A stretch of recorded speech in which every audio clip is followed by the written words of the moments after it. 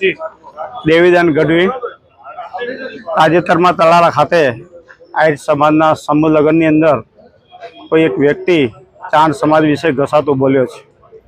એના પ્રત્યાઘાત રૂપે આખા ગુજરાતની અંદર ચાણ સમાજમાં ખૂબ જ રોષ છે। આ રોષને ખાળવા માટે અમે એસપી સાહેબને આજે પત્ર આપ્યો છે કે જે વ્યક્તિ જે આ રીતે જે બોલ્યો છે ચાણ સમાજ વિશે એની સામે કાયદેસર કાર્યવાહી થાય અને કાર્યવાહી કરીને ધરપકડ થાય અને એને કોર્ટ સુધી લઈ જાય।